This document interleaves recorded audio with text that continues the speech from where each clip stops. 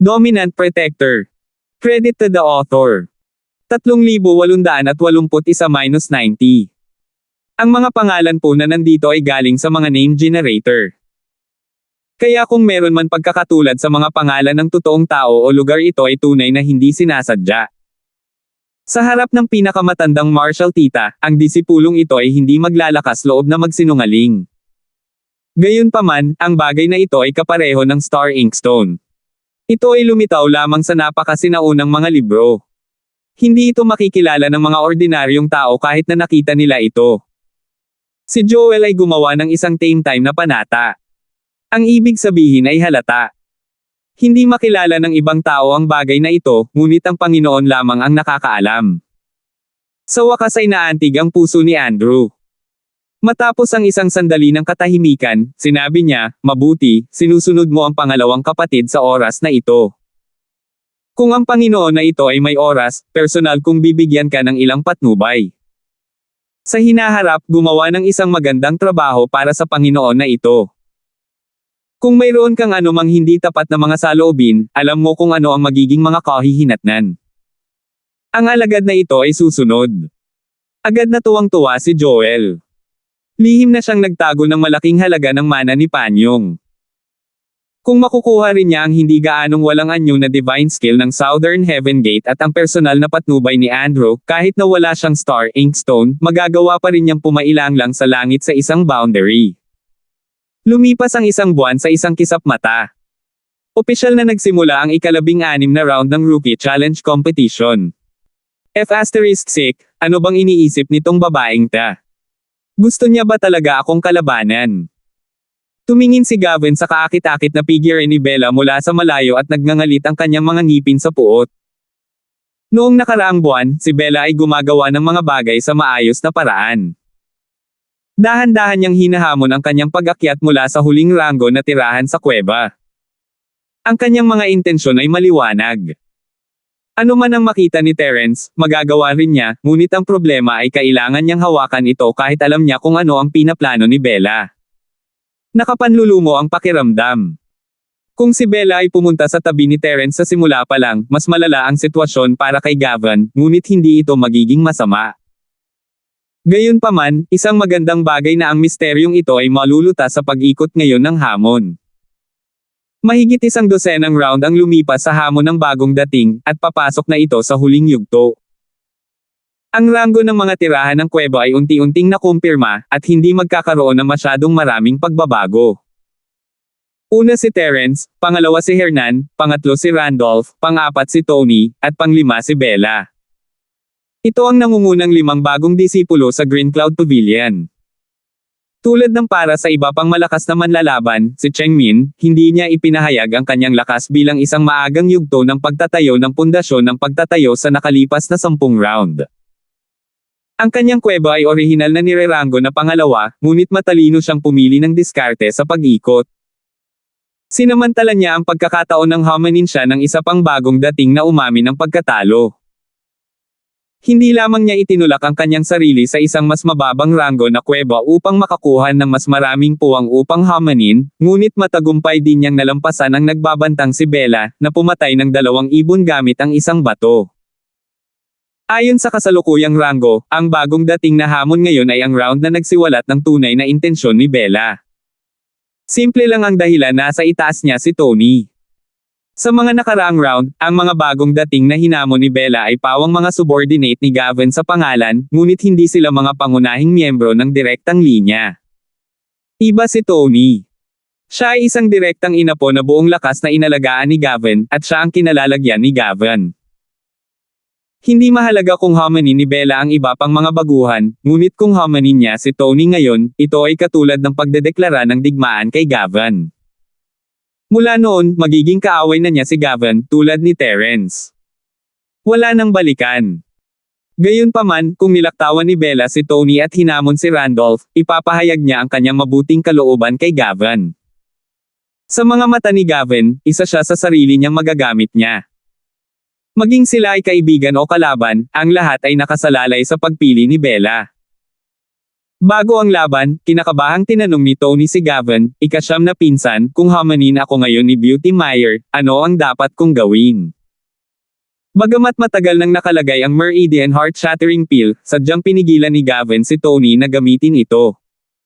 Dahil dito, nasa early foundation establishment stage pa siya. Sa kabilang banda, si Bella ay nasa rurok ng maagang yugto ng pagtatatag ng foundation. Walang paraan na matatalo niya siya. Ano ang ibig mong sabihin, ano ang dapat nating gawin? Kung siya ay nangahas na hamanin ka, nangangahulugan ito na siya ang ating kaaway. Labanan mo siya ng lahat ng iyong lakas. Ngumuso si Gavin at naghihinala na tumingin kay Tony. Nabalitaan ko na nagkukusa itong slutty woman na mag-imbite ng mga tao sa kanyang kahoy na bahay para uminom ng tsaa kamakailan. Huwag mong sabihin sa akin na isa ka sa kanila. Ah, hindi. Talagang hindi. Mabilis na tanggi ni Tony. Sa buwang ito, hindi lamang matagumpay na ginawa ni Bella sina Terence at Gavin na hindi mapag-aalinlanganan, ngunit ang kanyang posisyon ay unti-unting naging matatag. Ang ilan sa mga bagong alagad sa ilalim niya ay nagsisimula ng maging mga bakod, ang pinakahalata ay ang pagtanggap sa imbitasyon ni Bella sa kanyang tinatawag na Wooden House Tea Party. Siyempre, ito ay isang napaka-purong tea party sa ibabaw. To put it bluntly, it was just to watch the coquettish woman Bella dance.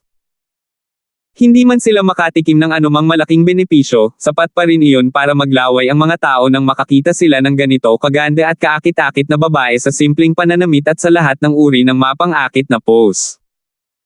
Higit pa rito, ang mga benepisyo ng pagdalo sa Bella's Tea Party ay hindi lamang isang piging para sa mga mata.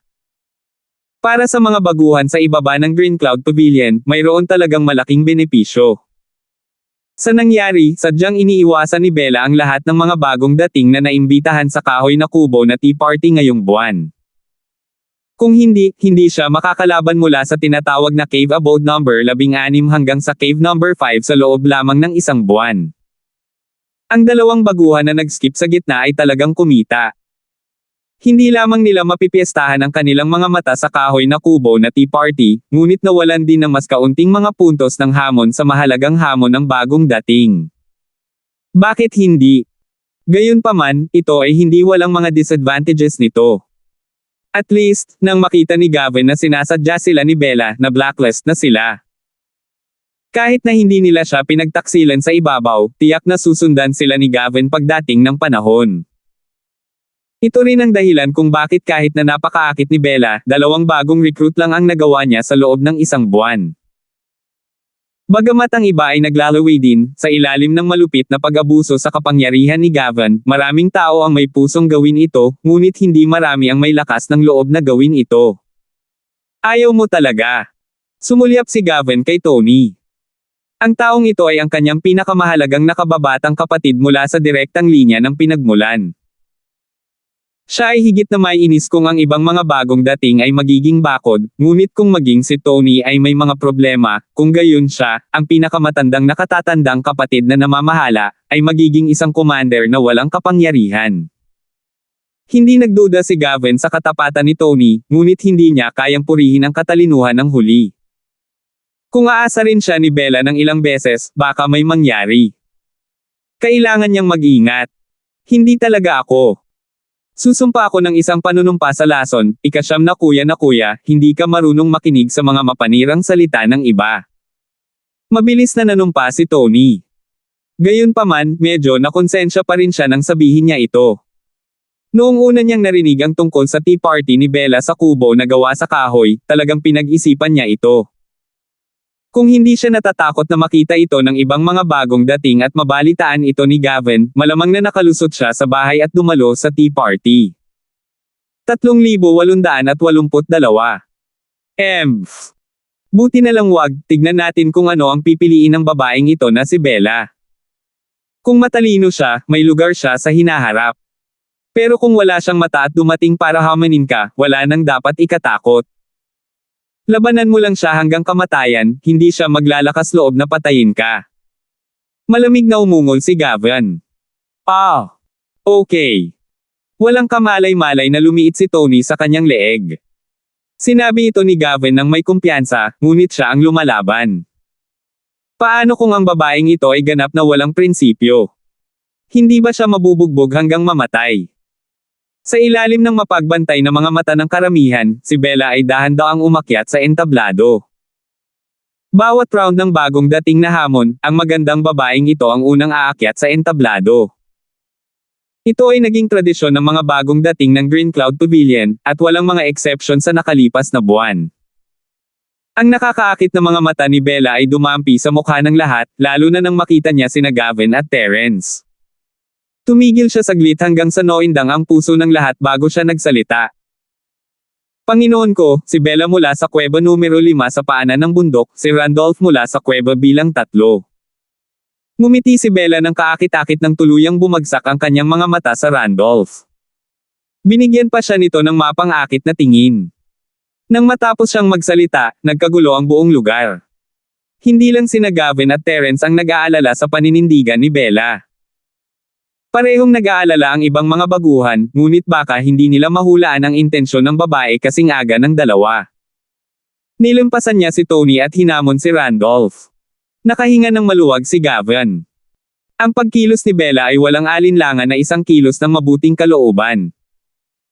Hindi ibig sabihin na sasamahan siya ng babae, ngunit isang bagay ang sigurado ang taong gustong harapin ni Bella ay si Terence, hindi siya. Medyo mataktika ang babaeng ito. Ngumiti si Gavin ng may pagmamalaki. Bagamat galit siya na sinubukan ni Bella na nakawin ang kanyang mga tauhan, maaari pa rin niya itong gamitin bilang kakampi kung lalaban siya sa grupo ni Terence. Hindi lang siya taktika, pangsyam na kuya pinsan, itong si Meyer Beauty ay talagang kakampi natin. Tumawa si Tony. Ngayon, hindi lang niya kailangan na pilitin ang sarili na makipaglaban kay Bella, maaari pa siyang magpantasya tungkol sa isang magandang kinabukasan. Dahil lahat sila ay nasa iisang panig, naniniwala siya na ang slutty Bella ay hindi tot-utol sa kanya, si Tony, na matikman ang tamis. Si Randolph ay hindi nagulat na hinamon ni Bella. Nakipagpalitan siya ng tingin kay Terence at sa iba pa bago umakyat sa stage. Pakiusap bigyan mo ako ng ilang mga payo. Si Randolph ang kanyang kamao at yumuko kay Bella.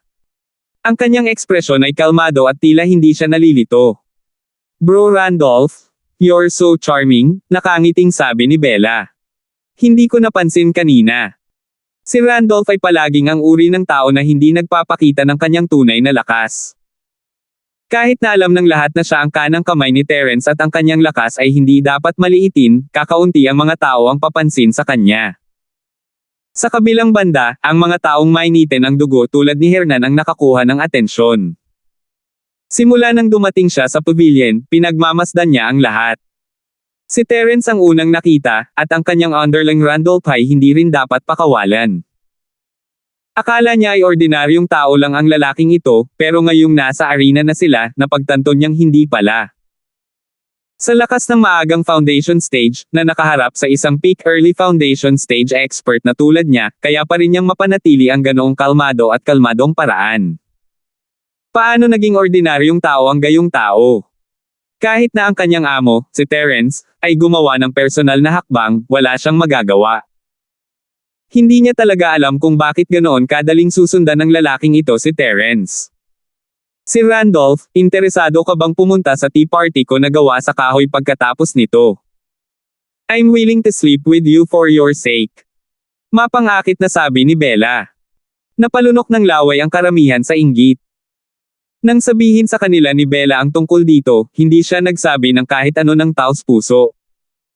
Maging ang dalawa na nag-ipon ng lakas ng loob para dumalo sa pagpupulong ay mapatingin lamang sa kanya. Hindi nila siya mahawakan. Gayunpaman, ngayong sinabi na ito ni Bella sa harap ng lahat, hindi ba't ang napakagandang bulaklak ay mahuhulog sa mga kamay ni Randolph, ang tahimik na tumpok ng dumi ng baka. Hoy, kung ako si Randolph, papayag muna ako. Sayang kung hindi ko sinamantala ang libreng deal. Don't you think so, boss? Nagbiro si Hernan kay Terence. Hindi napigilan ni Terence na matawa, yay your head. Ito ay isang bulaklak na kumakain ng tao na kakain ng tao, paano ito ibibigay ng libre? Sa oras na matikman mo na ang tamis, magiging laman ka na sa bibig ng iba, at ang pag-urong sa isang piraso ay simpleng pagnanasa. Sok! Nakakakilabot na mabistong babae. Umiling si Hernan at tumingin sa entablado ng may pag-asa. Curious ako sa reaksyon ni Randolph. Siya ay isang tahimik at palihim na tao. Baka boring din siya. Then we'll just watch. Ngumiti si Terence, hindi man lang nag-aalala sa pang-aakit ni Bella. Kung hindi ganoon kadaling makontrol ni Randolph ang kanyang sarili, hindi siya makakatakas sa malupit na kompetisyon ng sekular na mundo. Nahaharap sa walang lihim na pang-aakit ni Bella, o sa halip, matapang na pang-aakit, talagang namula ang mukha ni Randolph, at medyo nahihiya siya na parang batang lalaki. Si Randolph, mahiyain ka talaga. Ang cute. Nagliwanag ang mga mata ni Bella. Napakaraming taon na siya pero wala pa siyang nakitang magsasaka na mamumula pagkatapos ng panunokso. Ito ay talagang bihira. Ang namumulang mukha ni Randolph ay nagulat hindi lamang kay Bella, kundi pati na rin kay Terence at sa iba pang nasa ibaba ng stage. Hindi pwede. Namula siya pagkatapos ng asaran ng kung sino. Wala pa bang nakipag-date sa isang babae ang lalaking ito? Masyado siyang honest. Ang iba, tulad ni Tony, ay walang pigil na tumatawa. Hindi kayang maging virgin ang lalaking ito sa ganitong edad, hindi ba? Ito ay masyadong nakakatawa. Bilang isang magsasaka sa maagang yugto ng pundasyon ng pagbuo ng lupain, hindi pa siya nakagalaw ng isang babae dati. Siya ay isang kabiguan. Para naman kay Gavin, ang kanyang mga mata ay matako na nakatingin sa mga mahahalagang bahagi ng katawan ni Bella. Ang babaeng ito ay isang tunay na putya. Pagkaraan ng ilang sandali, bumalik sa normal ang ekspresyon ni Randolph. Awkward niyang sabi, Miss Meyer, wala akong interes sa Moshi Tea Party. Kung wala nang iba, magsimula tayo sa lalong madaling panahon. Kung hindi ka interesado sa tea party na gawa sa kahoy, kung gayon interesado ka sa mga serbisyo ng pagwawalis ng kama ng ibang tao. Hindi ko akalain na si Kuya Randolph ay napaka-boring na lalaki, ngunit gusto ko ito. Tinakpin ni Bella ang kanyang bibig at tumawa. 3,883.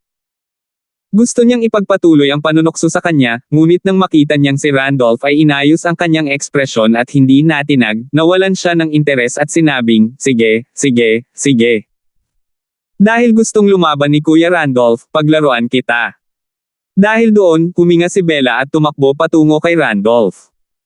Sa sandaling gumalaw siya, lahat ng nasa audience, kabilang sina Gavin at Terence, ay idinilat ang kanilang mga mata at maingat na pinagmasdan ang kanyang lakas. Bagamat isang buwan na siyang nasa malugod na bagong pavilion at palaging unang taong lumalabas sa hamon ng bagong dating, napakalaki ng pagkakaiba ng lakas. Bawat bagong dating na tinawag para hamanin siya ay mataktikang gumawa ng inisyatiba na umamin ng pagkatalo, kaya walang nakakita sa kanyang laban noong nakaraang buwan. Pero ngayon, iba na si Randolph sa ibang mga baguhan. Bilang isang early-stage foundation establishment cultivator, bagamat naramdaman niya ang parehong pressure, hindi ito umabot sa puntong natatakot siyang labanan siya. Sa background ni Randolph, maliban kung si Bella ay isang hindi magagapi na nilalang sa tuktok ng early-stage foundation establishment, hindi magiging madali para sa kanya na talunin si Randolph kahit na nasa kanyang mga kamay ang tagumpay. Sa sandaling gumalaw si Bella, Randolph na sumunod. Si Randolph ay hindi kailanman nagustuhan na makipaglaban ng direkta sa kanyang kalaban, lalo na't mayroon siyang shadow step. Gagamitin niya ang shadow step para harapin ang kanyang kalaban at pagkatapos ay maghanap ng pagkakataon para umatake. Ito ang estilo ng pakikipaglaban ni Randolph. Ito rin ang estilong nagbigay sa kanya ng kumpiyansa upang labanan si Bella, na nasa tuktok ng maagang yugto ng pundasyon ng pagbuo ng lupain. Kung ito ay isang tulad ni Hernan, na sanay na makipaglaban ng direkta, ang paghamon sa isang mas mataas na antas ay halos katumbas ng panliligaw sa kamatayan. Si Randolph, ang galing mo maggalaw ng katawan. Muling nagningning ang mga mata ni Bella. Dahil sa kanyang kalamangan sa antas ng lakas, ang kanyang bilis ay halatang mas mabilis kaysa sa Randolph. Sa teorya, Randolph ay hindi makatakas sa kanyang palad. Gayunpaman, sa limitadong espasyo ng ring, Randolph kaya hindi siya makaatake. Ito ay lahat salamat sa shadow step. Kahit na ang bilis sa isang tuwid na linya ay maaaring hindi masyadong mabilis, ang pag-iwas at paggalaw sa maliit na lugar na ito ay talagang pangalawa sa lahat ng mga diskarte sa martial arts ng paggalaw. Gayunpaman, Randolph ay hindi nang ahas na maging pabaya. Nagamit na niya ang kanyang shadow step sa maximum nito. Gayunpaman, maaari lamang siyang manindigan laban kay Bella. Hindi siya maaaring matalo, ngunit hindi siya makahanap ng pagkakataong umatake. Pagkatapos ng lahat, hindi madaling makitungo sa isang eksperto sa tuktok ng maagang yugto ng lupain ang pagtatayo ng pundasyon. Ang dahilan kung bakit si Bella ay ipinatawag sa tumataas na Sky Pavilion ay hindi lamang dahil sa kanyang relasyon sa nakatatandang Meyer, kundi dahil din sa kanyang sariling lakas. Ang babaeng ito ay hindi lang magandang mukha kundi isang inutil na flower vase. Inaasahan na ni Randolph ang sitwasyong ito. Kung kaya niyang gumawa ng inisyatiba sa pamamagitan ng paggamit ng yapak na Mirage ng mag-isa, kung gayon ang kanyang kalaban ay masyadong mahina. Gayunpaman, kung magpapatuloy ito, ang sitwasyon ay hindi pabor sa kanya. Ang shadow step ay nagkaroon ng kamangha-manghang epekto, ngunit nakakonsumo din ito ng malaking halaga ng totoong chi. Kung magpapatuloy ito, alam ni Randolph na hindi na siya makakatagal pa kaysa kay Bella. Habang si Randolph ay malapit ng makipagsapalaran at maghintay ng pagkakataong matamaan, biglang tumawa si Bella na nasa mainit na pagtugis. Si Randolph, sinasabing ang isang lalaking humahabol sa isang babae ay pinaghiwalay ng bundok, at ang isang babaeng humahabol sa isang lalaki ay pinaghiwalay ng isang belo. Matagal na kitang hinahabol, dapat bigyan mo man lang ako ng tugon. Nang-aasar. Nang-aasar na naman. Kahit na Randolph ay ayaw itong pansinin, ang kanyang shadow step ay bumagal ng hindi namamalayan. Pagkatapos, nanlamig ang kanyang puso at biglang lumitaw sa kanyang likuran ang isang pagpatay na layunin. Si Randolph ay napakaingat na. Habang ginagamit niya ang shadow step para harapin si Bella, palagi niyang binibigyang pansin ang posisyon at galaw ng kanyang kalaban. Gayunpaman, sa sandaling iyon ng pagkagambala, isang nakakasilaw na liwanag ang bumungad sa mga daliri ni Bella. 50 feet ang layo niya saglit lang, pero sa isang kisap mata, nasa likod na siya ni Randolph. Bang! Bang! Habang ang lahat ay nasa state of shock, Randolph nang diretsyong nahulog mula sa ring. Mabilis na lumapit si Terence at ang iba pa at tinulungan siyang tumayo para tingnan ang kanyang mga sugat. Okay ka lang ba? Nasugatan ka ba ng masama? Bago Randolph ay nakapagsalita na, nagsalita na si Bella para sa kanya. Sabi niya sa tono na kalahating nagulat at kalahating nanghihinayang, of course he's fine. Ikaw ang unang-unang yugto ng Foundation Establishment Cultivator na tumakas mula sa aking phantom finger, Randolph. Dapat ipagmalaki mo ang sarili mo. Sa tulong ng kanyang nakatatandang kapatid at ni Hernan, dahan daw ang tumayo si Randolph, medyo namutla ang mukha. Maraming salamat sa payo ni Miss Meyer. Kung may pagkakataon sa susunod, ibabalik ko talaga. Sigurado siya na ngayon lang ay hindi nagpigil si Bella, gusto niya talagang patayin siya. Pinatunog niya ito ng napakatamis, ngunit ginamit niya ang pagkakataong makagambala sa kanya upang patayin siya. Ang babaeng ito ay katulad ng sinabi ni Boss Terence, siya ay may pusong ahas. Kung hindi dahil sa kanyang likas na pagkaalerto at patuloy na pagbabantay, hindi maiiwasan ni Bella ang pag-atake kahit na sa kanyang shadow step. Bukod dito, ginamit niya ang gilid ng singsing upang itapon ang sarili sa entablado bilang isang forfeit. Kahit na nagawa niyang iwasan ang pag-atake, si Bella ay may backup na plano. Si Randolph, sobrang tinatakot mo ako. Bakit hindi mo baguhin ang paraan mo at pumunta ka sa aking munting bahay na gawa sa kahoy para maglaro sa susunod? Inaasahan ko talaga ito. Ang nakakaakit na mga mata ni Bella ay nakamasid sa Randolph. Ang kanyang paghanga sa kanya ay hindi masasabi na para bang hindi niya sinubukang patayin si Randolph. Mas mabilis siyang naging pagalit kaysa sa pag-flip ng libro. Nakakaloka talaga ang babaeng ito. Si Terence at ang iba pa ay umiling ng walang imak, na mas nakilala si Bella ang babaeng ito ay hindi madaling pakitunguhan. Hindi siya mas madaling pakitunguhan kaysa sa manager na si Gavin. Nang makitang hindi siya pinapansin ni Randolph, walang pagpipilian si Bella kundi ang sumuko sa ideya ng patuloy na panunukso sa kanya. Sabi niya sa malambing na boses, si Randolph, bagamat nanalo ako, iiwan ko ang kuweba number 3 sa paanan ng bundok para patuloy kang manirahan. Huwag kalimutang pumunta sa maliit na bahay na gawa sa kahoy para maglaro, hinihintay kita. Pagkatapos niyang magsalita, si Bella ay bumaba sa entablado sa ilalim ng matako na tingin ng karamihan, na iniindayog ang kanyang kaakit-akit na baywang. Hernan, kung hindi ako nagkakamali, tiyak na hahamunin ka ng babaeng ito sa susunod na round. Huwag mong subukang maging matapang at umamin ng pagkatalo. Nagbabala si Terence na may seryosong mukha. Tama, delikado nga ang babaeng to. Bagamat ngayon ko lang siya nakitang gumalaw, hindi ako nakapag-react sa oras. Maswerte ako na nasa tabi ako ng ring ngayon, kung hindi, baka bangkay na ako ngayon. Sabi ni Randolph na may matagal na takot. Sa katunayan, sinabi sa kanya ni Terence na maaari siyang sumuko bago siya umakyat sa entablado, ngunit Randolph ay gusto pa ring subukan ang kanyang lakas, kaya nagpasya siyang makipaglaro kay Bella, na isang bihirang kalaban. Dahil dito, ngayon lang nangyari ang eksena, at papatayin siya kung hindi siya mag-iingat. 3,884. Maging si Randolph, na mas madaling makibagay, ay nasa ganoong kalagayan na. Kung si Hernan, na alam lamang kung paano lumaban ng direkta, makikita ang kahihinatnan. Sa paghusga sa pagganap ni Bella ngayon, hindi siya magpipigil kung magkakaroon siya ng pagkakataong pumatay ng sino man sa grupo ni Terence.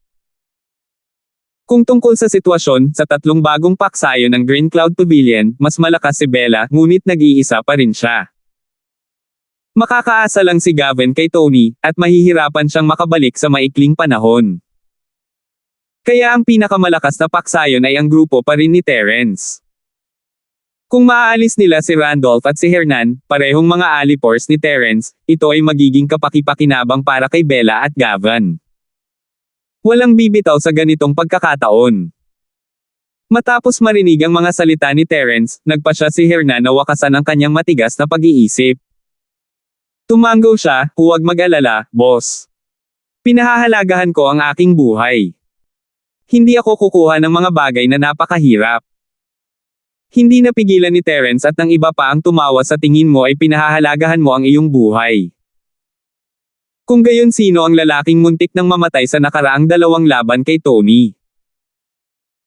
Gaya ng inaasahan ng lahat, sa ika-17 round ng No-Comer Challenge, hinamon ni Bella si Hernan mula sa kuweba number 2.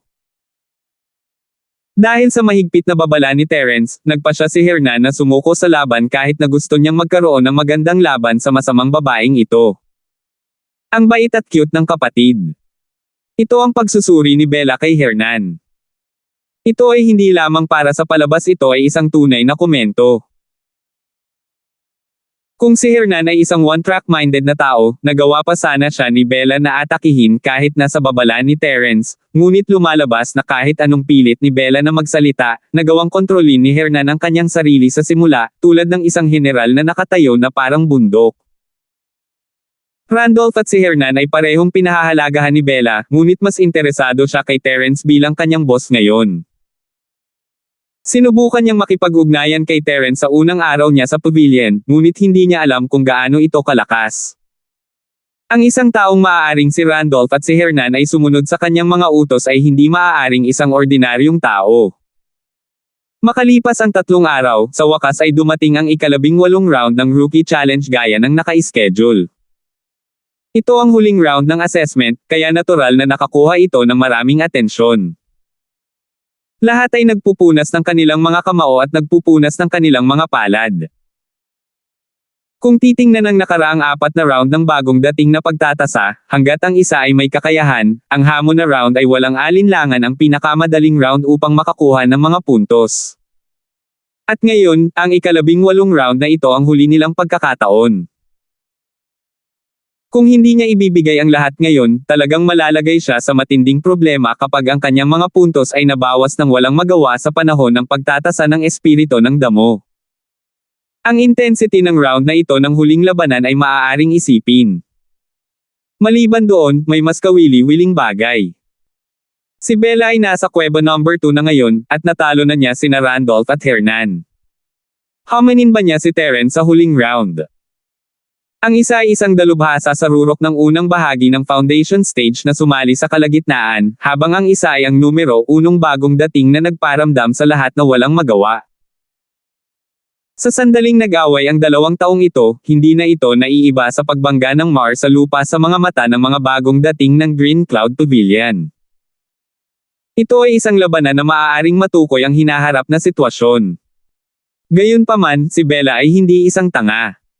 Nailabas na niya si Randolph at si Hernan, ngunit hindi ibig sabihin na susundan niya si Terence. Sinusubukan lang niyang makuha ang mabuting panig ni Gavin, ngunit hindi siya ganap na nasa panig nito. Kung hamanin niya si Terence ngayon, kung sino man ang nanalo o natalo, ang pinakamalaking benepisyaryo ay si Gavin. Kapag nag-away ang Sandpiper at Clam, makikinabang ang third party. Hindi na kailangang ipaliwanag ang prinsipyong ito. Bago ito, hindi masyadong inisip ni Bella si Terence, na napapabalitang nasa unang bahagi lamang ng foundation stage. Gayunpaman, matapos makitang si Randolph at ang potensyal ni Hernan, nagbago ang isip niya. Kahit na ang Terence na ito ay nasa unang bahagi lamang ng foundation stage, hindi siya madaling kalabanan. Isang maling galaw ay mamamatay na siya. Ayon sa orihinal na plano ni Bella, ayaw niyang hamanin si Terence ngayon, ngunit nagbago ang isip niya sa sinabi ni Gavin kagabi. Napagdesisyonan na ng mga nakatataas na ako na ang papalit sa posisyon ng ikatlong Pavilion Master ng Welcome New Pavilion. Sa mga koneksyon ni Miss Meyer, naniniwala akong hindi magiging mahirap na i-verify kung totoo o hindi ang balitang ito. Sa oras na iyon, ang posisyon ng panganay na senior brother ng bagong manager ng Green Cloud Pavilion ay mabakant. Bumilis ang tibok ng puso ni Bella. Noong nakaraang buwan, nalaman niya na si Tiberius ang nagpadala sa kanya sa Welcome Pavilion. Hindi lamang siya ang sinumpaang kapatid ni Linden, ngunit siya rin ang young master ng tumataas na Sky Pavilion na may malakas na background. Bilang karagdagan, ang taong ito ay nagpakalat ng balita ng kanyang nakakasakit na ginang na si Salter sa lahat ng dako. Naging dahilan ito upang si Bella ay maging isang daga sa kalye sa tumataas na Sky Pavilion. Maging ang nakatatandang Meyer, na umaalalay sa kanya, ay hindi nang ahas na magsalita para sa kanya, lalo pa ang iba. Kung walang nangyaring hindi inaasahan, ang pagiging disipulo niya ng Green Cloud Pavilion ay isa ng foregone conclusion. Kahit na pumasok siya sa isa sa tatlong magagandang pavilion sa hinaharap, magiging miyembro pa rin siya ng Green Cloud Pavilion at hinding-hindi na makakabalik sa tumataas na Sky Pavilion.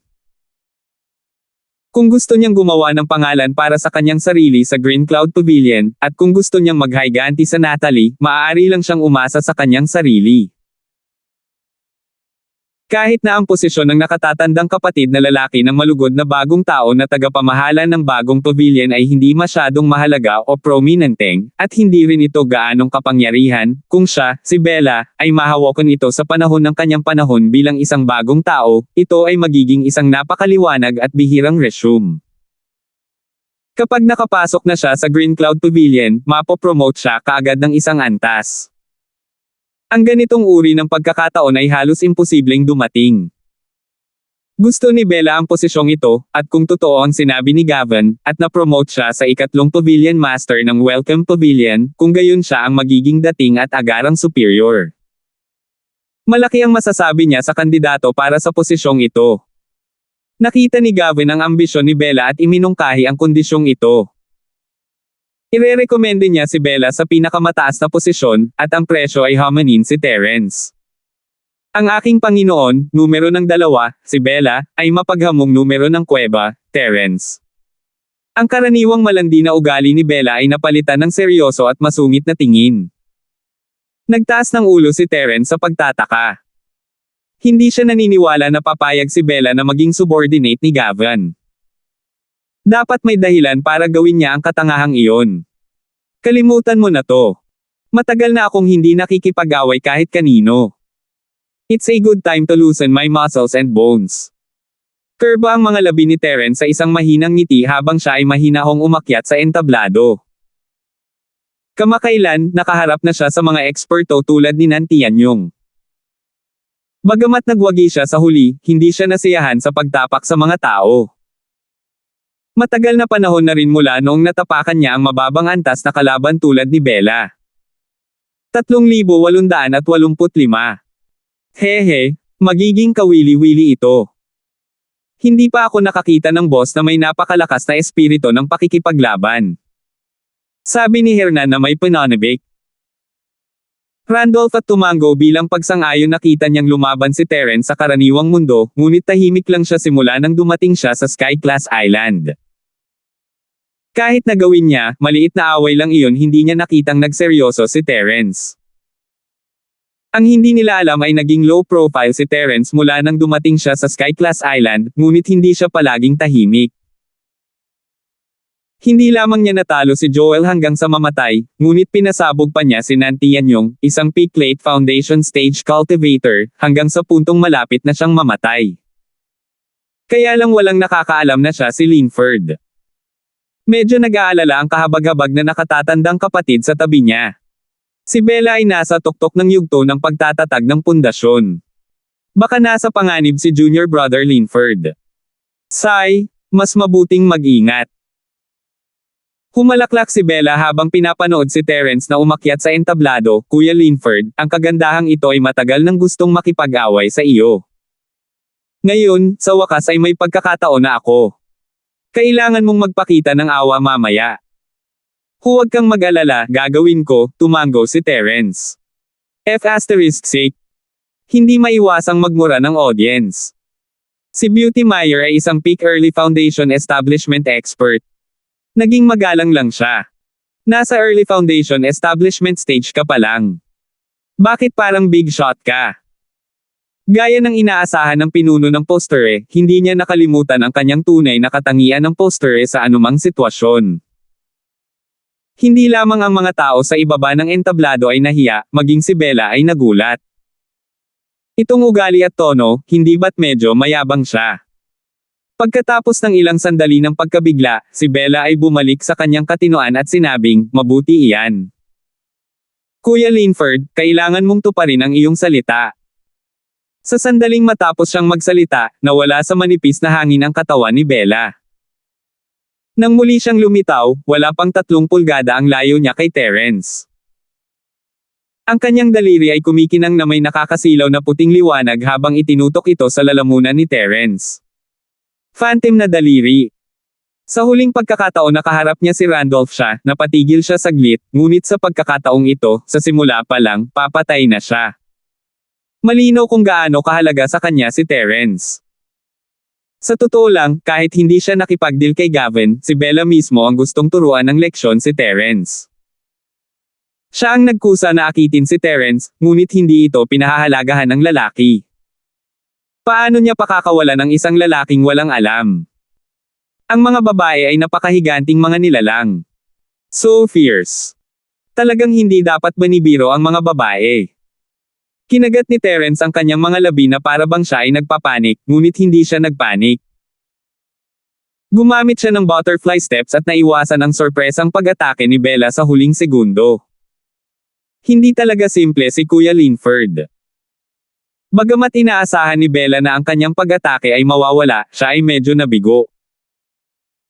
Gayunpaman, kinumpirma rin nito ang kanyang espekulasyon ang lakas ni Terence ay mas mataas kaysa Randolph at Hernan. Kung si Randolph, hindi niya maiiwasan ang pag-atake ng ganoon kadali kahit na kaya niya. Malinaw itong nakita ni Bella, mukhang mapanganib ang reaksyon ni Terence, ngunit nasa kontrol niya ang lahat. Para magawa ito laban sa kanyang Phantom Finger, ang lakas ng lalaking ito ay hindi lang sa foundational level, ito ay hindi maarap. Bahagyang ngumiti si Terence. Hindi pa niya ginagamit ang kanyang tunay na lakas, at habang si Bella ay medyo malakas, hindi siya dapat ituring na mahina kahit nasa tuktok ng unang bahagi ng foundation stage, malayo pa rin siya sa antas ni Terence. Kahit na hindi niya ginamit ang energy bomb, kayang labanan ni Terence ang isang mid-foundation stage practitioner tulad ni Joel gamit ang sarili niyang lakas. Maari pa niya itong talunin ng kalahati hanggang mamatay. Kung ikukumpara kay Joel, halatang mas mahina si Bella. Nang makita ito, malamig na bumantong hininga si Bella. Habang siya ay lihim na nagagalit, tuluyan na niyang inalis ang kanyang unang paghamak. Sa sitwasyong ito, malinaw na si Terence, isang maagang foundation stage, ay minamaliit siya, isang peak early foundation stage master. Kuya Linford, alam mo ba kung bakit phantom finger ang tawag sa teknik na ito? Biglang tumawa si Bella. Phantom finger. Tumaas ang isang kilay ni Terence. Mabilis ang galaw, at nakakalito ang nakakasilaw na puting liwanag, ngunit tila hindi tumugma sa salitang, phantom. Gayunpaman, habang naghihintay ng paliwanag si Terence at ang mga tao, biglang gumalaw si Bella. Ang kanyang mga galaw ay mukhang katulad ng dati, ngunit iyon ay mula lamang sa pananaw ng madla. Mula sa pananaw ni Terence, ito ay isang ganap na kakaibang pakiramdam. Ang phantom finger ay isang flash lamang ng puting liwanag, ngunit may 12-dosenang puting ilaw sa mga mata ni Terence, na nagmumula sa lahat ng direksyon. Visual na panlilin lang. Agad na nag-react si Terence. Gumagamit ba siya ng visual na panlilin lang upang lumikha ng isang ilusyon na epekto na hindi kayang ipagtanggol ng mga tao? Gayunpaman, hindi ba ito masyadong dramatiko? Ang ganitong uri ng pagkilos ay talagang napakatalino at imposibleng bantayan sa mas mababang antas, ngunit dapat itong malaman na para sa mga magsasaka sa itaas ng yugto ng pagtatatag ng pundasyon, kahit na pumikit sila at hindi ginamit ang kanilang paningin, ang kanilang superhuman na pangunawa lamang ay sapat na upang makayanan ang labanan. Matalas ang sentido ni Terence, ngunit nang ipikit niya ang kanyang mga mata, napagtanto niyang may mali. Nasa isip niya pa rin ang 12-dosenang puting ilaw. Sa tingin mo ba ang phantom finger na ito ni Beauty ay para lang manlinlang ng mata? Kuya Linford, masyado kang childish. Malamig na tumawa si Bella. Kung low-level martial art lang ito, paano kaya ang signature killer move niya? Ang phantom finger ay hindi lamang nanlinlang sa paningin ng isang tao, nilinlang din nito ang banal na kahulugan ng isang tao.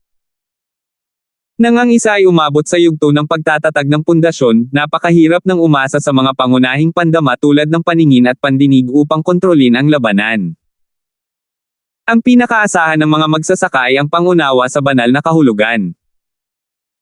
Ang phantom finger ni Bella, sa kabilang banda, ay ginamit para linlangin ang divine sense ng isang tao.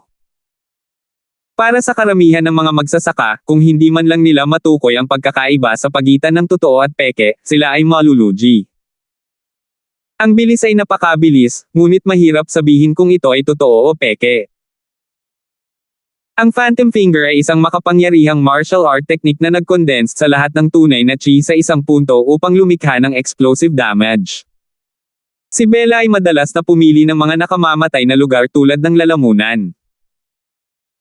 Ang mga puntong ito lamang ay hindi masyadong mahirap harapin, ngunit kapag pinagsama-sama, kahit na para sa isang peak early foundation stage na eksperto sa parehong antas, ito ay magiging isang bundok ng pressure. Kawili-wili, sa wakas ay seryoso na ang babaeng ito. Mahihintay lang ni Terence ang kamatayan ngayon.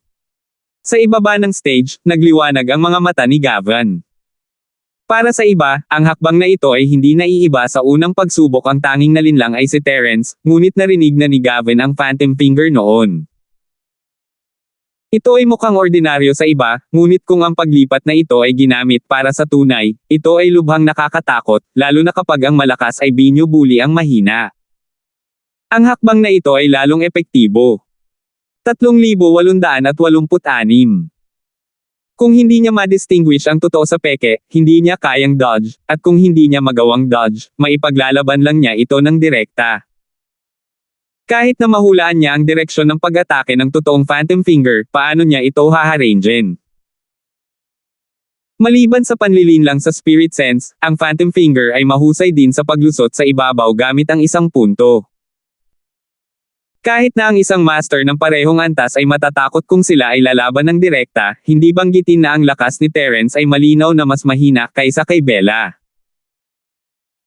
Sinubukan ni Gavin na akitin si Bella na hamanin si Terence, at naisip din niya ang eksenang pinatay ni Bella si Terence sa entablado, ngunit ngayong malapit na ang sandaling iyon, bigla niyang naramdaman na hindi ito totoo. Ang napakagandang pakiramdam na ito ay parang panaginip. Sa kasamaang palad, ang magandang panaginip ni Gavin ay nakatakdang hindi magkatotoo. Ang pamamaraan ng panlilin lang sa banal na kahulugan ay talagang napakatalino, ngunit sa harap ng ganap na kapangyarihan, ano ang silbi nito? Inilagay ni Terence ang kanyang mga kamao sa harap ng kanyang lalamunan, ang kanyang katawan ay naglalabas ng nakakagulat na init. Para siyang nasa dagat ng apoy. Bagamat hindi pa matukoy ni Terence kung ang puting liwanag ay ang tunay na daliri ng Phantom, isang bagay ang sigurado si Bella ay nakalock sa kanyang lalamunan. Kahit saang direksyon siya nagmula, ang kanyang lalamunan ang magiging huling target. Noon ang mga bagay ay simple. Hanggat pinoprotektahan niya ang kanyang lalamunan, ang nakamamatay na puntong ito, makakapaghintay siya ng pagkakataon para maka-counterattack. Napatalon si Bella sa init bihira na makakita ng layunin ng kamao sa ganitong pagmamalabas. Hindi man ito pinakawalan ni Terence, sapat na ang init para masuffocate ang mga tao. Kung hindi dahil sa ginamit ni Bella ang kanyang chi para sugpuin ito, ang kanyang damit ay nasunog na at naging abo ngayon. Ngunit nang makita niyang pinoprotektahan ni Terence ang kanyang lalamunan, muli siyang tumawa ng malamig. Kung kaya niyang harangan ang daliri ng Phantom sa pamamagitan lamang ng pagprotekta sa kanyang lalamunan, hindi na siya mabubuhay sa mundong ito. Binago ni Bella ang kanyang target sa dibdib ni Terence. Mayroong maraming mahahalagang bahagi sa katawan, at hindi lamang ang lalamunan. Sa maturity ng kanyang Phantom Finger, kahit na gusto niyang baguhin ito sa huling sandali, madali lang itong gawin. Gayunpaman, hindi nagtagal ay napagtanto ni Bella na siya ay mali. Hindi lamang siya mali, siya ay lubos na mali. Ito ay dahil hinihintay ni Terence ang sandali na binago niya ang kanyang target. Walang perpektong kasanayan, at kahit gaano pa kahusay ang Phantom Finger sa panlilinlang sa espiritual na kahulugan, ipapakita pa rin nito ang mga kapintasan nito sa ilang partikular na pagkakataon, tulad ng sandaling nagpalit siya ng target. Sa 12-dosenang puting ilaw, mayroong isa na malinaw na mas sensitibo kaysa sa iba. Ang pagkakaiba ay halos balewala, at ang mga normal na practitioner ay hindi mararamdaman ito, ngunit si Terence. Ang 23rd style ng Wildfire Feast. Dalawang magkasunod na shot. Matapos ang lahat ng oras na ito ng pagsasanay, ganap na na-master ni Terence ang rurok ng unang bahagi ng foundation stage. Kahit na ang makapangyarihang mga kasanayan tulad ng 23 anyo ng Wildfire Feast ay maaaring gamitin ng 2 beses sa isang hilera. Sinalubong ng isang kamao niya ang daliri ng Phantom habang ang isa naman ay nakatutok sa mukha ni Bella. Boom! Nagkasagupaan ng Phantom Finger at Flaming Fist, at gaya ng inaasahan ni Terence, kahit na ang isang skill na kasing lakas ng Flaming Fist ay hindi makakalamang sa atake ng kalaban. Pagkatapos ng banggaan, ang 23rd style ng Wildfire Feast ay tinusok at sinaksak sa dibdib ni Terence. Sa kabutihang palad, si Terence ay may isang malakas na chi na nagpoprotekta sa kanya, at pagkatapos makipagsagupaan sa mabangis na apoy na kamao, ang Phantom na daliri ay parang arrow sa dulo ng paglipad nito. Kaya kahit na ang eksena ay mukhang lubhang mapanganib, ang katawan ni Terence ay nasugatan lamang sa ibabaw, hindi sa isang mahalagang bahagi. Sa kabilang banda, hindi naging madali ang panig ni Bella. Hindi niya akalain na madi-distract si Terence habang kinakaharap ang kanyang Phantom Finger. Mahirap isipin na may lakas pa siya para harapin siya. Nahuli sa pag-iingat, ang mabangis na apoy ang nakapapasong mainit na kamao ni Fist ay lumundag patungo kay Bella. Namutla agad ang maganda niyang mukha. Naubos na ng Phantom Finger ang higit sa kalahati ng kanyang Zinchi. Siya ngayon ay nasa awkward na estado ng pagkapagod. Sa kanyang gulat, si Bella, na nasa rurok ng unang yugto ng pagtatatag ng foundation, ay labis na natakot kaya sumigaw siya nang hindi sinasadya. Nalilito siya kung ano ang gagawin. Isinapanganib niya ang kanyang panloob na pinsala at ginamit muli ang daliri ng Phantom. Nakakalungkot lang na ang Phantom Finger ay talagang makapangyarihan kapag ginamit para sa opensa, ngunit hindi ito sapat para gamitin sa depensa. Ang katangian ng isang puntong nasira ang isang ibabaw ay ganap na walang silbi sa oras na ito. Ang Phantom Finger ay maaaring masira ang pinakamalakas na punto ng Wild Flame Fist, ngunit hindi nito mablock ang iba pang mga pag-atake. Bang! Bang! Ang buong katawan ni Bella ay agad na binalot ng nakakapasong aura ng nagninangas na kamao. Ito ay hindi sapat upang maging sanhi ng isang nakamamatay na pinsala, ngunit ito ay talagang hindi isang magandang pakiramdam. Hindi bababasa, sa sandaling ito, ang imahe ni Bella ay nasa gulo na. Hindi lang buhok at mukha ang gasgasan, pati ang exposed na balat ay itim din. Maging ang kanyang manipis na damit ay punit-punit at punit-punit, nakitang-kita ang kaakit-akit na tanawin na nakabalot sa loob, kaya napalunok ng laway ang lahat sa ibaba ng entablado. Lahat sila ay nasa panig ni Bella noong una, ngunit pagkatapos ng kapistahan, lahat sila ay pinupuri si Terence sa kanyang ginawa. Kung hindi dahil sinunog ng malaswang si Terence ang kanilang mga damit, hindi sila magkakaroon ng pagkakataong makita ang magandang katawan ni Bella. Siya nga ay medyo napahiya, ngunit mayroon siyang kakaibang alindog.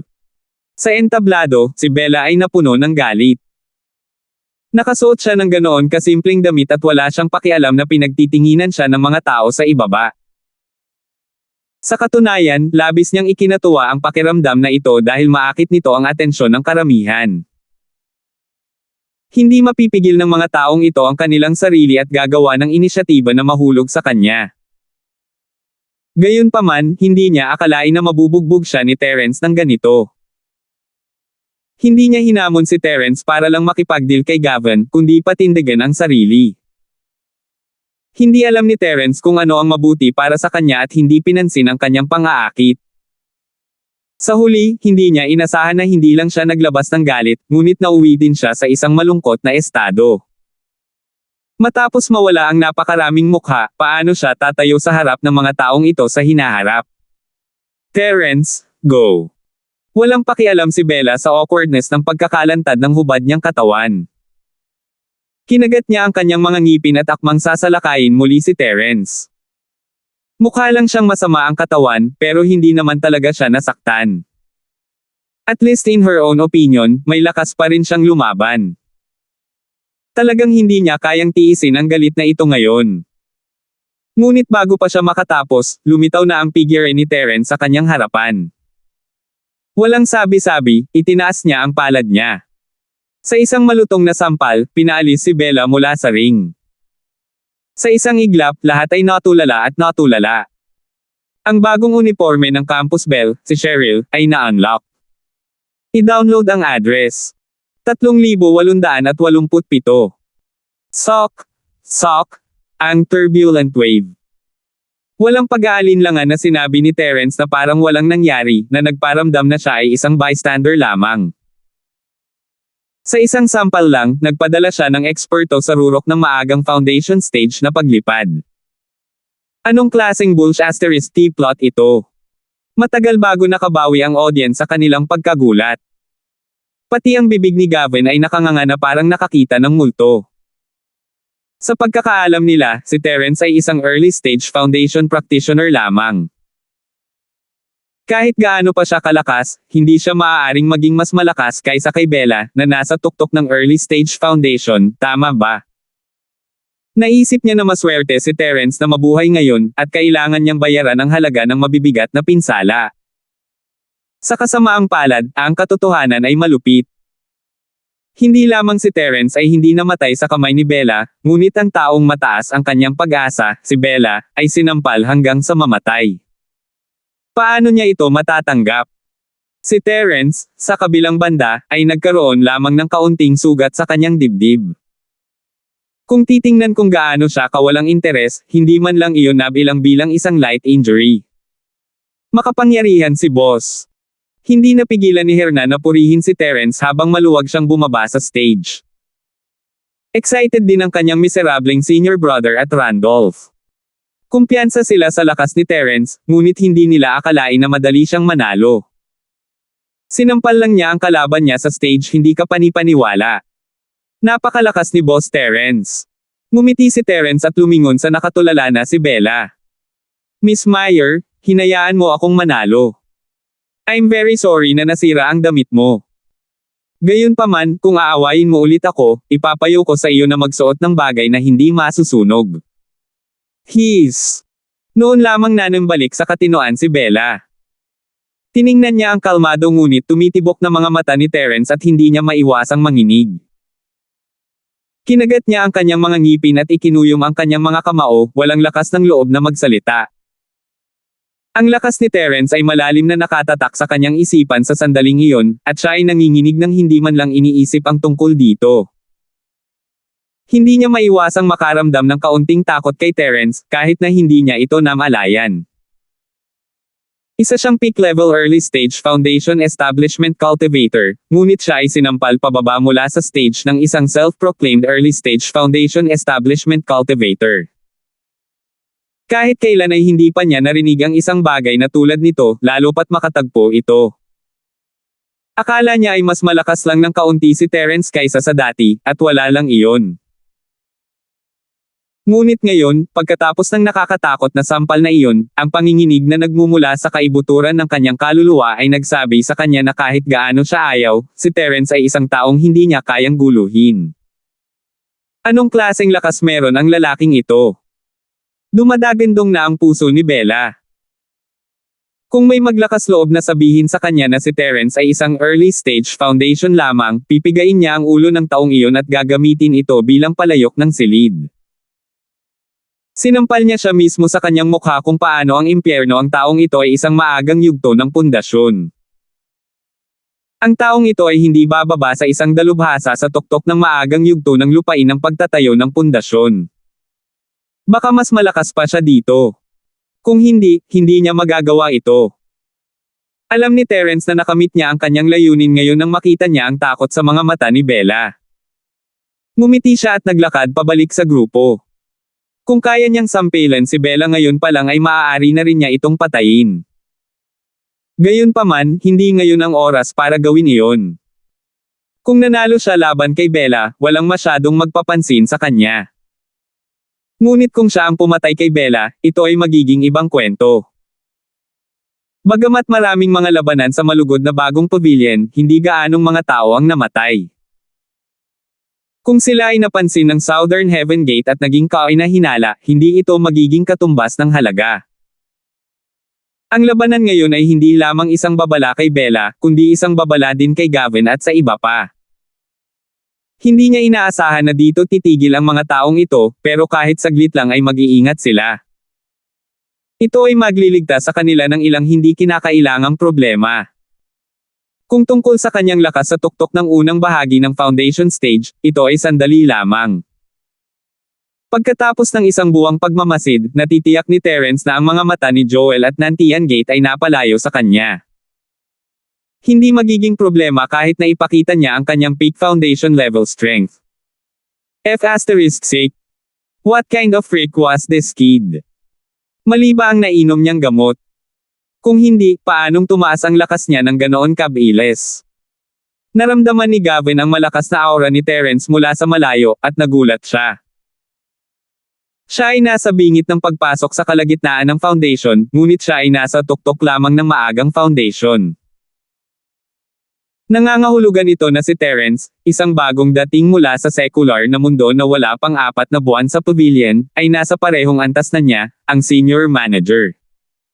Ito ay imposible. Hindi sinasadya ni Gavin ang posibilidad na ito. Kung ang tagumpay ni Terence sa paglusot sa foundation stage ay dahil sa foundation pill, ito ay katanggap-tanggap pa rin, ngunit ang pagpasok sa tuktok ng unang bahagi ng foundation stage sa loob lamang ng 2 buwan ay isang bagay na hindi pa niya narinig. Ito na talaga ang limitasyon, Jindan. Nakahanap agad si Gavin ng mas katanggap-tanggap na paliwanag para sa kanyang sarili. Ang tunay na gininto angkor ay maaaring magpapahintulot sa isang tao na gumamit ng kapangyarihan na lampas sa kanilang sariling antas sa loob ng maikling panahon. Kahit na sa antas ng yugto ng pagtatatag ng pundasyon, ang epektong ito ay hindi gaanong hihina. Hanggat ito ay nasa ibaba ng yugto ng pagtatatag ng pundasyon, ito ay magiging epektibo. Dapat ay hinulaan na ni Terence na hahamunin siya ni Bella ngayon at inihanda muna ang ultimate golden pill. Baka naubos pa niya ang 2 sa kanila nang walang pakialam sa gastos para talunin si Bella sa arena. Tama. Ang paliwanag na ito ay may katuturan. Si Gavin ay nasa isang mas magandang mood ngayon, siya ay nasa matinding problema kung si Terence ay talagang naging isang peak level early foundation stage practitioner. Hindi ito isang bagay kung kaya niyang sugpuin si Terence o hindi 4 na buwan pa lang siya sa pavilion, at mula sa isang Sky Class Full Master hanggang sa tuktok ng maagang Foundation Stage. Ito ay sapat na upang maakit ang atensyon ng lahat ng mga nakatataas sa pavilion. Pagkatapos ng lahat, si Terence ay hindi katulad ni Bella, ipinanganak siya sa karaniwang mundo, isang tunay na baguhan mula sa katutubo. Ang bawat tagumpay na ginawa niya ay patunay ng kanyang talento. Kung may pagpapatuloy ni Terence ang kamangha-manghang pagganap na ito, magkakaroon siya ng magandang kinabukasan. Sa kaunting swerte lang, baka maging katulad siya ni Gangyang Jia ng tumataas na Sky Pavilion, isa sa mga magiging pinuno ng Green Cloud Pavilion. Hindi siya isang taong kayang harapin ni Gavin, kahit na siya ang naging ikatlong Pavilion Master ng malugod na bagong pavilion. Ngunit ang maganda ay hindi ganoon ka-weird si Terence, uminom lang siya ng golden pill sa limitasyon noon, kaya wala nang dapat ikagulat. 3,888. Habang nagsisinungaling si Gavin sa kanyang sarili, ilang beses na pinalaki ng nahihiyang Bella si Terence bago naglakad pabalik sa kanyang sariling cabin. Sa pagkakataong ito, tinuruan siya ni Terence ng matibay na aral. Kahit gaano pa niya ito kasuklam-suklam, sa ngayon, hindi siya maglalakas loob na guluhin muli si Terence. Nang makitang maagang aalis si Bella, hindi napigilan ni Hernan na tumalon at humanin siya. Hindi siya gentleman, at hindi niya alam kung ano ang ibig sabihin ng pagkakaroon ng malambing na damdamin para sa isang babae. Pinilit siyang umamin ng pagkatalo noon, at puno siya ng galit. Ngayong nagkaroon na siya ng pagkakataong bawiin ito, hindi na niya ito papakawala ng madali. Ngunit pinigilan siya ni Terence. Hindi dahil malambot ang puso ni Terence, ngunit alam niyang hindi niya inubos ang lahat ng purong chi ni Bella sa pakikipaglaban ngayon, at hindi rin niya ito nasaktan ng husto. Pinababa lang niya ito sa entablado sa isang malungkot na estado, at kung hamanin siya ni Hernan ngayon, siya ay nasa matinding problema. Baka mas magnanimous din siya. Dahil nagsalita na si Terence, natural na hindi susuway si Hernan. Iyon ang huling round ng No-Comer Challenge, gayunpaman, at maliban kay Bella, ang kanyang boss na si Terence na lang ang natitira. Wala siyang paraan para hamanin siya, at ang kanyang mga kamay ay nangangati para makipag-away. Matapos magpigil ng mahabang panahon, sa wakas ay nahulog ang mga mata ni Hernan kay Tony, at pinukaw niya, "Newbie Tony, dahil wala kang gagawin, bakit wala tayong laban?" Ito na ang huling round. Mas mataas ang ranggo ko kaysa sa iyo, kaya hindi ako makapagkusa na hamanin ka. Ngunit hindi ka maaaring magpigil at hindi maglakas loob na hamanin ako, tama ba? O natatakot ka ba sa akin, itong basura, pagkatapos ng huling 2 round? Dahil doon, biglang naging interesado muli ang mga tao na nabigla pa rin sa pagpapalipad ni Terence kay Bella. Katatapos lang ni Terence sa Bella, at pumunta si Hernan upang hamanin si Tony. Ngayon ay ang huling round ng bagong dating na hamon, pagkatapos ng lahat ito ay kapanapanabik. Palibhas ay ginaganyak ng basurang si Hernan, na kanyang minamaliit, sa ilalim ng pagbabantay ng lahat, natural na hindi ito matitiis ng masamang ugali ni Tony. You moherf asterisk hacker. Buti sana kung si Terence ang nagsabi niyan, pero isa ka lang walang kwentang F asterisk king under lang, and you dare to provoke me. Nais mong hamanin kita. Fine, ibibigay ko ang iyong nais. Hahayaan kitang mamatay ng may malinaw na pag-unawa ngayon. Nang hindi na hinintay na magsalita si Gavin, si Tony ay nagkusa na tumalon sa singsing at pinulupot ang kanyang daliri kay Hernan na may malamig na ngiti. Kung hindi dahil kay Bella, ang orihinal na plano ni Gavin ay gamitin ang Meridian Heart-Shattering Pill para itulak ang kanyang lakas sa peak ng foundational level sa huling round bago hamanin si Terence. Ngunit ngayon, sa pagdagdag ni Bella, si Tony ay hindi nagmamadali. Hindi siya mawawala ng kapirasong laman kung hahayaan niyang si Bella ang manguna laban kay Terence, kaya nasa unang bahagi pa rin siya ng foundation stage. Kung ang humahamon sa kanya ngayon ay si Terence, ang freak na nagpakita lang ng kanyang kapangyarihan, kung gayon si Tony ay talagang walang kumpiyansa na umakyat sa entablado. Gayunpaman, ang kalaban ay basura lamang si Hernan, at 2 beses lang siyang nakaligtas. Anong kalokohan ang ginagawa niya? Tama siya. Tulala talaga itong lalaking ito. Tumawa si Hernan, itinaas ang kanyang manggas, at naglakad papunta sa ring. Nagkagulo ang buong audience. Sa tuwing nag-aaway ang dalawang lalaking ito, duguan at trahedya. Ngayon, nagkaroon talaga ng magandang palabas. Kung may huling salita ka, bilasan mo at iwanan mo. Huwag mong sabihing hindi ako makatao. Papatayin kita ng diretso mamaya at sasabihin ng mga tao na hindi kita pinapayagang mag-iwan ng huling salita. Ngumisi si Tony. Bagamat hindi pa siya umiinom ng Meridian Heart-Shattering Pill, binigyan siya ni Gavin ng maraming supplementary pill upang mapangalagaan at mapainit ang kanyang katawan upang matiyak na ganap niyang makayanan ang malakas na epekto ng pill ng gamot. Kaya kahit na si Tony ay wala pa sa tuktok ng unang bahagi ng foundation stage, siya ay nasa isang hindi pa nagagawang mabuting kalagayan. Wala siyang pagkakataong manalo laban kay Terence, ngunit kung basura lang si Hernan, wala siyang pakialam. Gayunpaman, tiningnan siya ni Hernan na para bang tulala siya. Hindi ka mananatili para sa iyong sarili. Pinalo ka na parang patay na aso sa dalawang magkasunod na laban. I'm curious kung saan mo nakukuha ang tiwala mo. Mula sa iyong ekspresyon, tiyak na nakainom ka ng iyong gamot, o nagkamali ka ba ng gamot? Matalas ang dila mo. Malamig na napa-M si Tony habang umaatake. Palagi niyang itinuring ang kanyang sarili bilang kapantay ni Terence, at ayaw niyang sayangin ang kanyang hininga sa isang maliit na pritong tulad ng Hernan. Kahit na pareho silang nakaranas ng matinding pagkatalo, si Hernan ay hindi pa rin karapat-dapat sa kanyang atensyon. Naramdaman ang lakas ng binti ni Tony, bahagyang natigilan si Hernan, medyo mas malakas ka kaysa dati, ngunit hindi ako nagpapahinga sa nakalipas na 2 buwan. Bang! Bang! Bang! Bang! Bang! Bang! Maririnig ang sunod-sunod na tunog ng mga kamao at paa na tumatama sa laman. Ang labanan ni Hernan at Tony hanggang sa kamatayan ay kasing trahedya at madyugo gaya ng dati. Masyado silang pamilyar sa isa't isa. Walang mga trick, puro brute force lang. Matapos ang kalahating oras ng insenso, sa ilalim ng mga nakatuwang titig ng lahat ng naroroon, si Tony ay itinapon ni Hernan palabas ng entablado na parang patay na aso. Kahit na siya ay nasa isang kakilakilabot na estado, walang duda na si Hernan ang nanalo sa pagkakataong ito. Moherf asterisk hacker. Halos lumuwa ang mga mata ni Gavin sa kanilang mga socket.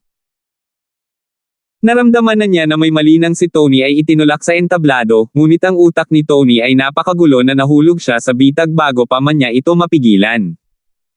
Ito ay mahusay. Siya ay gumugol ng higit sa 1 buwan sa pagpapagaling gamit ang mga tabletang panggamot ng walang kabuluhan. Kung gusto niyang painumin si Tony ng Meridian Heart-Shattering Pill, kailangan niyang simulan muli ang paghahanda mula sa simula. Ang taong ito ay isang F***king hopeless case. Ngunit nang makitang halos hindi matalo ni Hernan si Tony, nakumpirma ang mga naunang haka-haka ni Gavin. Dapat ay ginamit ni Terence at ng kanyang grupo ang Golden Pill of Limets. Hindi lamang si Terence, ngunit si Hernan ay dapat na gumamit din nito. Kung hindi, sa kanyang malaking kawalan sa martial arts, walang paraan na matalo niya si Tony sa kanyang peak. Hindi niya alam na ang kanyang miserableng tagumpay kay Tony ay bunga ng pagsusumikap ni Hernan sa nakalipas na 2 buwan. Ginantimpalaan ng langit ang masipag, at hindi lahat ay magiging katulad ni Hernan, na gumugugol ng 24 na oras sa isang araw at gabi sa paglilinang. Una, nagkaroon ng peak level na labanan sa pagitan ni Terence at Bella, at pagkatapos ay nagkaroon ng matinding labanan sa pagitan ni Hernan at Tony. Sa pangunguna ng 2 malalakas na lalaking ito, ang iba pang mga baguhan ay naimpluwensyahan din at lahat sila ay nasiglang harapin ang huling hamon. Maging si Billy, na ngayon ay nasa numerong 16 na kuweba, ay nagtipon ng kanyang lakas ng loob at gumawa ng huling pagtatangka.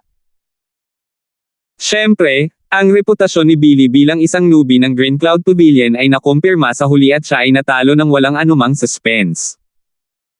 Nang matapos ang huling round ng challenge competition, nasugatan ang lahat ng bagong disipulo ng Green Cloud Pavilion, maliban sa 2 o 3 tao. Ang ilan sa kanila ay may mga pinsalang kasing lubha ng kay Tony. Sa puntong ito, natapos na sa wakas ang 2 buwang 18 round Rookie Challenge na segment. Ang huling resulta ay natural na pinaghalong saya at kalungkutan. 3,880. Bukod kay Terence, na nakulong sa numero 1 kuweba, Randolph at nakakuha si Hernan ng maraming puntos ng hamon, lalo na si Hernan. Bagamat nakalaban niya si Tony, nakakolekta siya ng 76 na puntos mula sa simula hanggang sa katapusan, na siyang pinakamataas na bilang ng mga puntos sa lahat ng mga bagong disipulo sa pavilion. Maganda rin ang Randolph, na nakakuha ng 75 puntos. Si Terence, sa kabilang banda, ay nagkaroon lamang ng 2 pagkakataon na lumaban sa nakalipas na 2 buwan, isa laban kay Billy, at ang isa laban kay Bella, na nakakuha sa kanya ng 18 puntos sa kabuuan. Sa kabilang banda, 54 na puntos lamang ang nakuha ng ipinagmamalaking si Tony dahil kay Randolph at biglang pagbangon ni Hernan. Ni hindi niya naabot ang kalahati ng kanyang mga inaasahan, at ni hindi niya kayang talunin si Terence, siya ay isang ganap na kabiguan. Isinasantabi ang pagsubok sa mga spirit herbs, sina Terence at Hernan ay parehong may 138 puntos, na nagtabla sa unang pwesto. Si Tony ay may 126 na puntos at pumangatlo. Si Randolph ay may 118 puntos at nasa ika-4 na pwesto. Si Chengmin ay may 73 puntos at nasa ika-5 pwesto. Ang resultang ito ay talagang wala sa inaasahan ng lahat. Walang nag-akala na si Hernan, na kilala bilang isang basura, ay biglang magiging isang karapat-dapat na dark horse at uupo sa unang trono, na nagbubulag sa mga mata ng lahat. Ang mukha ni Gavin ay naging kasing itim ng ilalim ng isang palayok habang tinitingnan niya ang rangkang. Ang mga tsismis sa itaas ay nagsiwalat na hangga't maaari siyang makapasok sa kalagitnaan ng yugto ng Foundation Building Realm sa malapit na hinaharap, halos tiyak na siya ang magiging ikatlong Pavilion Master ng Welcome New Pavilion. Ito ay dapat na maging isang masayang okasyon, ngunit ang mga puntos na nagre-rango sa kanyang harapan ay isang sampal sa kanyang mukha kahit paano niya ito tingnan. Siya ay gumastos ng isang malaking halaga ng mga mapagkukunan, ngunit ang bagong dating na nasa ilalim niya ay hindi man lang makakuha ng pangalawang lugar. Paano siya magkakaroon ng pisngi na tawagin ang kanyang sarili na ikatlong Pavilion Master sa hinaharap? Nang mapuno ng galit ang tiyan ni Gavin, may biglang naghatid ng napakagandang imbitasyon. Nang makita niya ang pangalan ng may-ari ay agad na nagningning ang mga mata ni Gavin. Kinaumagahan, may nag-trigger ng paghihigpit sa kuweba. Nagulat si Terence sa taong iyon. Ang taong dumating sa pagkakataong ito ay talagang kinikilala ng publiko na pinakamahina sa mga bagong disipulo ng Green Cloud Pavilion, si Billy. Bakit mo ako hinahanap? Tumingin si Terence kay Billy pataas at pababa, nagulat. Malalim ang impresyon niya sa mahinang ito mula nang lumabas siya para hamanin siya sa unang round. Siya ay mahina, gustong samantalahin ang mga pagkakataon, ngunit walang gaanong karunungan. Medyo matalino lang siya, wala na siyang magagawa in the future. Ito ang tanging impresyon na naiwan ni Billy sa isip ni Terence. Ayon sa pangunawa ni Terence, ang lalaki ay isa sa mga unang batch ng mga tao na sumali kay Gavin, ngunit hindi siya kailanman nagustuhan. Mukhang nasa isang masamang sitwasyon siya ngayon, masyadong halos negatibo ang kanyang mga punto. Bakit dumating ang lalaking iyon para hanapin siya? Matapos makita si Terence, ngumiti si Billy, Boss Terence, ikinalulungkot ko talaga na istorbo kita, ngunit mayroon akong ilang balita na maaaring interesado ka, kaya gusto kong iulat ito sa iyo. Anong balita? Hindi nagbago ang mukha ni Terence, ngunit naiintindihan niya kung ano ang nangyayari. Hindi kaya hindi na makakasama ng lalaking ito si Gavin, kaya gusto niyang ipagkanulo siya at maging especially iya para sa kanya tulad ni Chengmin. Sa likas na oportunistang katangian ni Billy, ito ay posible. Kung tutusin, sa sitwasyon niya ngayon, kung patuloy siyang susundan ng bulag sa likod ni Gavin at ng iba pa, hinding-hindi siya makakalabas. Sa kabilang banda, kung tatanggapin siya ni Terence, maaaring hindi siya gaanong mapansin, ngunit ang susi ay ang Terence ay walang maraming tao sa ilalim niya. Kahit hindi niya makuha ang karne, kukuha siya ng sabaw. Bukod dito, may isang matandang kasabihan na nagsasabing, 1,000 ginto ang kailangan upang makabili ng mga buto ng kabayo. Hanggat si Terence ay may kaunting ambisyon, hindi siya masyadong mapapahiya sa halimbawa ni Billy. Kung tutuusin, hindi lang siya dapat mahiya, dapat ay tretuhin siya ng maayos. Doon lang siya makakaakit ng mas maraming tao na sumama sa kanya. Gayunpaman, kapag nalantad ang bagay na ito, tiyak na hindi siya bibitawan ng panig ni Gavin. Siguradong walang ganoong katapangan si Billy. Malamang gusto pa niya maging especially iya at magpasa ng impormasyon. Hanggat siya ay medyo maingat, makakakuha siya ng mga benepisyo sa ganitong paraan ng walang labis na panganib. Ngunit ang ikinagulat ni Terence ay ang isang taong hindi gaanong mahalaga tulad ni Billy ay makakakuha ng anumang mahalagang impormasyon. Luminggalinga si Billy sa paligid at bumulong kay Terence pagkatapos matiyak na walang tao sa paligid. Boss Terence, nakita ko si Gavin na palihim na pumasok sa bahay kagabi, aalis lang kaninang umaga ng halos madaling araw na. Hindi ko na yata kailangang ipaliwanag kung ano ang nangyayari dito. Totoo ba ito? Pinaikit ni Terence ang kanyang mga mata. Totoo talaga. Buong gabi akong nakatitig sa cabin, pero kung magsisinungaling ako, tatamaan ako ng kidlat. Mabilis na nanumpa si Billy. Si Terence ay tumingin sa kanya ng kakaiba ano ang ginagawa ng lalaking ito, nakatingin sa bahay sa halip na magsanay. Malamang na sinusubukan niyang samantalahin si Bella, ngunit wala siyang lakas ng loob o lakas para gawin iyon. Sa pamamagitan lamang ng pagsilip araw-araw ay nasa-satisfy niya ang maruruming iniisip. Hindi katakataka na ang taong ito ay magiging pinakamahina sa lahat ng mga bagong dating. Siya ang nagdala nito sa sarili niya. Namula si Billy sa titig ni Terence at lumiit ang kanyang batok. Pagkatapos ay sinabi ni Terence, mayroon pa bang iba bukod dito? Kung wala ka, hindi na kita makikita. O sige Boss Terence, alis muna ako. Si Billy ay nakatalikod lamang at umalis sa pagkabigo. Akala niya ay may sasabihin man lang si Terence pagkatapos niyang ibigay ang impormasyon, ngunit wala siyang nakuha. Tumingin si Terence sa likod ni Billy at umiling ng nakangiti. Ang Billy na ito ay masyadong nag-iisip kung gusto niyang makakuha ng pag-aproba sa isang piraso lamang ng impormasyon. Gaya ng inaasahan, medyo matalino lang siya at wala siyang masyadong magawa. Gayunpaman, ang impormasyong ito ay napakahalaga pa rin kay Terence. Kahit na si Bella ay isang out-and-out slutty woman, hindi pa niya pinatuloy ang sinuman mula nang pumunta siya rito. Kahit na ang tinatawag na Wooden House Tea Party ay isang kapistahan lamang para sa mga mata at walang anumang malaking benepisyo. Gayunpaman, nakapagstay si Gavin sa kahoy na bahay ng isang gabi. Sa pagiging malandi ni Bella, madaling isipin kung ano ang mangyayari kung ang isang lalaki at isang babae ay mag-isa sa iisang silid. Ang background ng insidenteng ito ay ang pangwakas na labanan ng hamon ng bagong dating kahapon. Sinampal ni Terence si Bella mula sa entablado, at si Tony ay halos napatay ni Hernan. Pagsasama-sama ng lahat, kitang-kita ang conclusion. Handa si Bella na makipagsabuatan kay Gavin. Umunlad ba ito mula sa paghahati ng tatlong kaharian hanggang sa alyansa ng Wu laban kay Wei? Inasahan na ito ni Terence, ngunit hindi niya inaasahan na ganoon kabilas ang reaksyon ng dalawa. Nagkasama na sila kagabi. Hindi na sila makapaghintay na magkayakap at gumulong-gulong sa kama. Gaya ng inaasahan, sila ay isang pares ng mga mangangalon niya. 3,870. Ang grupo ni Terence ang pinakamalakas sa lahat ng mga bagong disipulo sa pavilion. Ito ay isang katotohanan na nakumpirma pagkatapos ng labanan kahapon.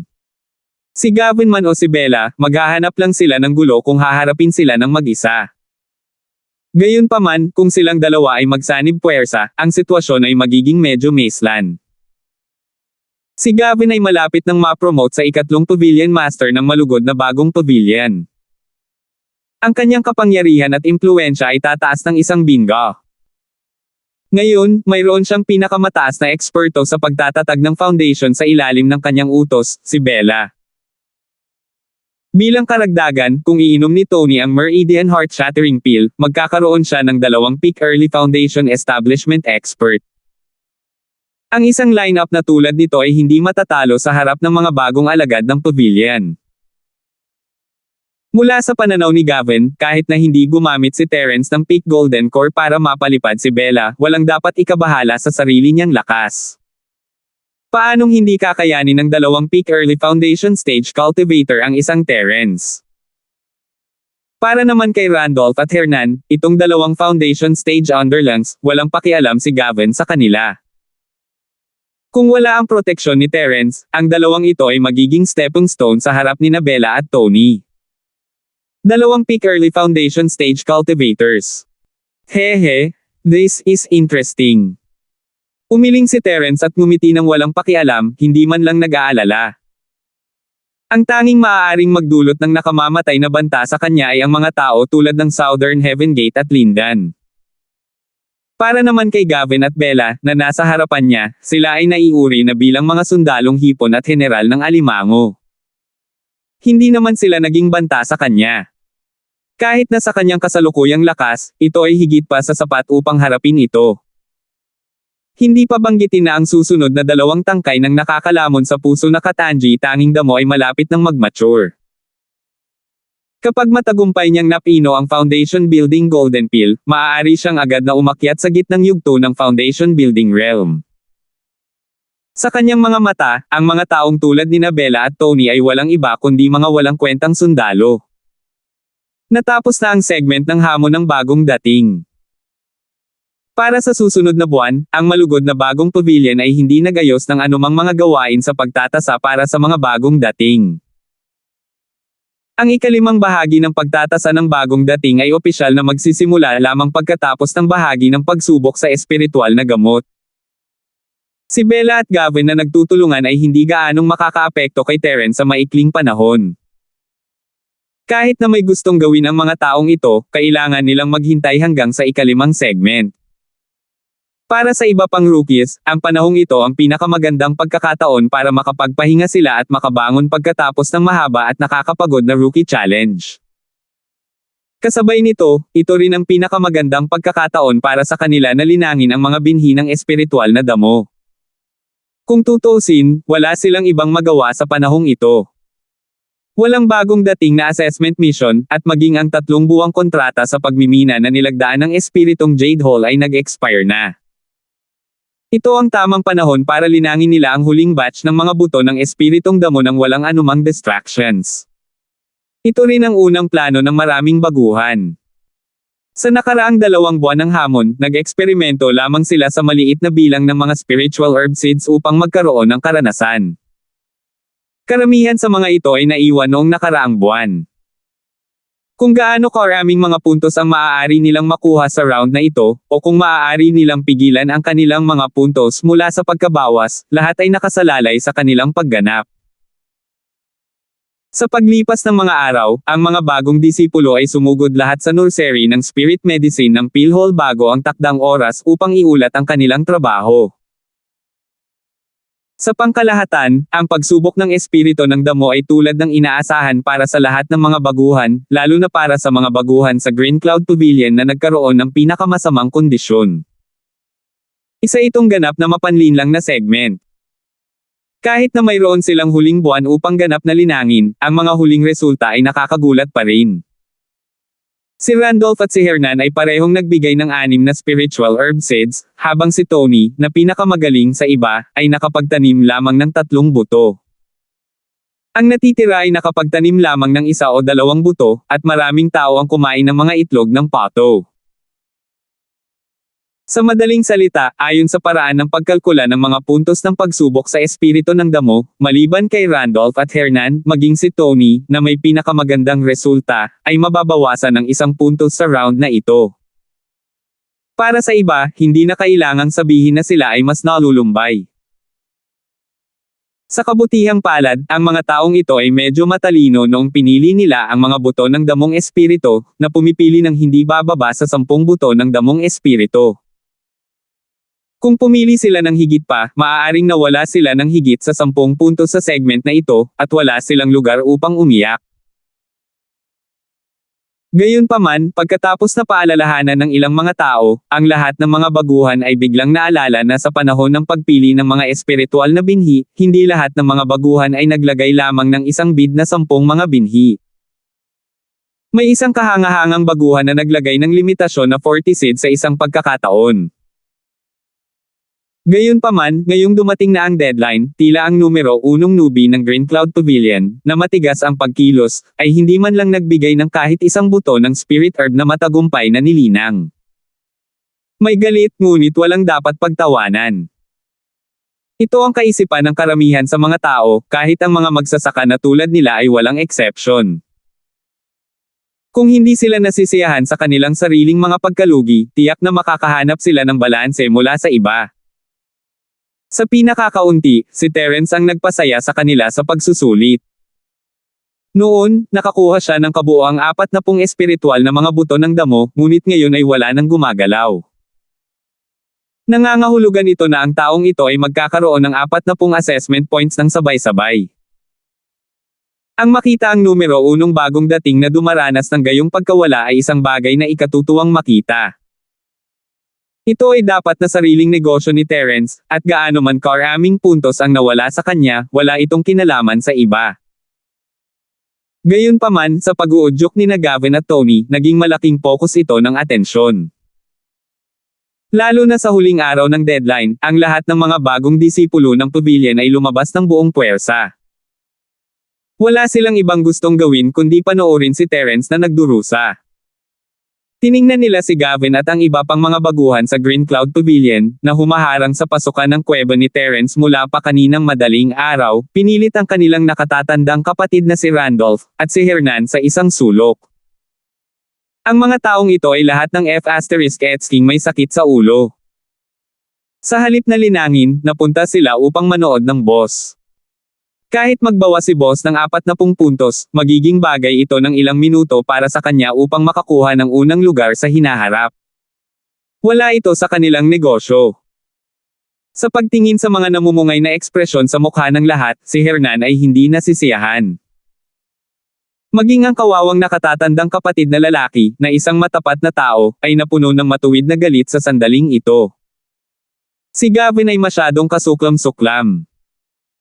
Pinapaypayan niya ang apoy upang sirain ang prestihiyo na binuo ni Junior Brother Linford sa mga nakaraang round ng pagtatasa.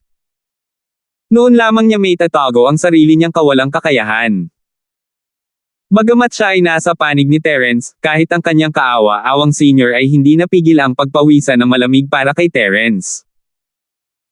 Ilang taon na siyang nasa 3 pavilion, at mas malinaw niyang nakita ang mga bagay kaysa sa isang baguhan tulad ni Hernan. Kung lahat ng 40 buto ay nawala, hindi ito magiging kasing simple ng pagkawala ng 40 puntos. Kung may gustong gumawa ng malaking bagay dito, si Terence ay nasa matinding problema.